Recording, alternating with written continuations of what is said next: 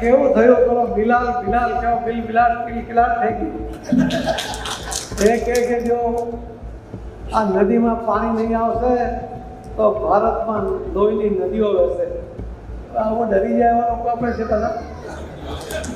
મેં કીધું એને કે ભાઈ તું સહેજ શાંતિથી તાકાત તો આવો. જમ્મુ કાશ્મીરના પહેલગામમાં જે હુમલો થયો એમાં 26 નિર્દોષ લોકોએ પોતાના જીવ ગુમાવ્યા.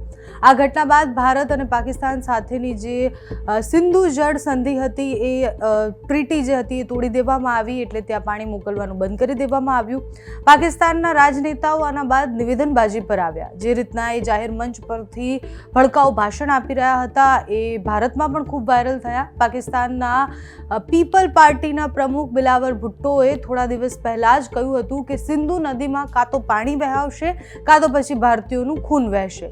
બિલાવલના આ નિવેદન બાદ ભારતના નેતાઓએ પણ એના ઉપર પ્રતિક્રિયા આપી. હવે ભારતના કેન્દ્રીય જળ શક્તિ મંત્રી CR પાટીલે જવાબ આપતા કહ્યું છે કે ભારતે સિંધુ જળ સંધિ સ્થગિત કરતા જે બિલાવર ભુટ્ટો જે બોલ્યા છે એમનાથી કંઈ આપણે ડરતા નથી.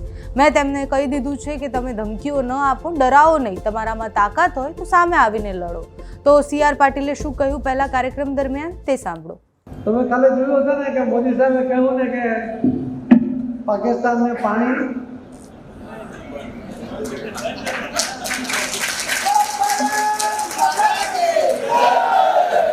કેવું થયું પેલો બિલાલ કેવો બિલાલ કિલકિલાટ થઈ ગયું.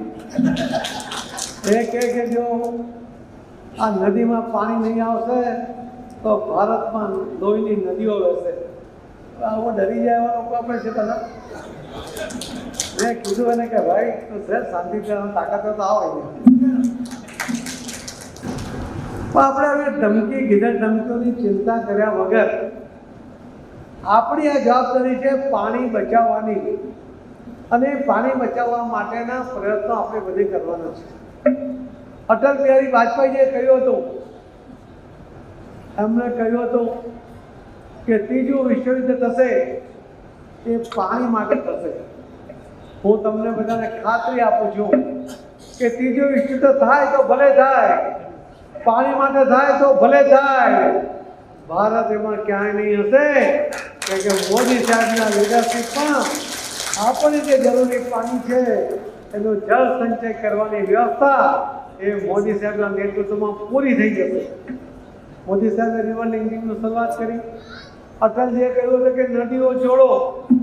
એ નદીઓ જોડોની વાત અને સરદાર સરોવરમાંથી આવેલું પાણી નર્મદાનું પાણી એ સાબરમતીમાં અને સાબરમતીમાંથી કચ્છ સુધી ને સૌરાષ્ટ્રની અનેક નદીઓ અને અનેક તળાવોની અંદર મોદી સાહેબે રિવર લિંકિંગથી પાણી નાખી દીધું, અને આજે પાણીની તકલીફ એ સૌરાષ્ટ્રમાં જૂની વાત થઈ ગઈ.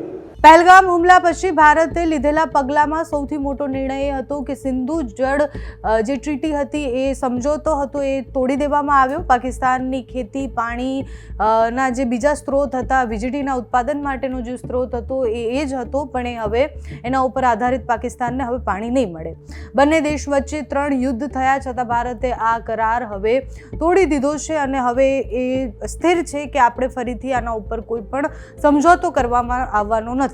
સાથે જ આના પછી પણ બીજા ઘણા બધા નિર્ણયો લેવાના છે, પણ એ શાંતિથી વિચારી અને બંને દેશનું વિચારીને નિર્ણય લેવાશે. આગળ જતા કયા નિર્ણય લેવાય છે જોવાનું રહ્યું. બાકી નિવેદનબાજી ત્યાંથી પણ થઈ રહી છે, અહીંયાથી પણ થઈ રહી છે. યુદ્ધ સૌથી વધારે સોશિયલ મીડિયા પર રમાઈ રહ્યું છે, કારણ કે સોશિયલ મીડિયા પર આ સંધિ જ્યારે છૂટી કરવામાં આવી એના પછી બહુ જ બધા મીમ્સ બન્યા, બહુ જ બધા લોકોએ એના ઉપર પોતાની પ્રતિક્રિયા આપી. એ પાકિસ્તાનના લોકો હોય કે પછી ભારતના લોકો હોય, આ વિષય પર સોશિયલ મીડિયા પર જંગ લડાતી હોય તેવું દેખાઈ રહ્યું છે. તમારું આ વિષય પર શું માનવું છે અમને કમેન્ટ્સમાં જણાવજો. અત્યારે આ વિડીયોમાં બસ આટલું. જો તમે અમને YouTube પર જોઈ રહ્યા હોય તો સબસ્ક્રાઇબ કરજો, Facebook પર જોઈ રહ્યા હોય તો ફોલો કરજો, અમારા આ વિડીયોને લાઇક અને શેર કરજો.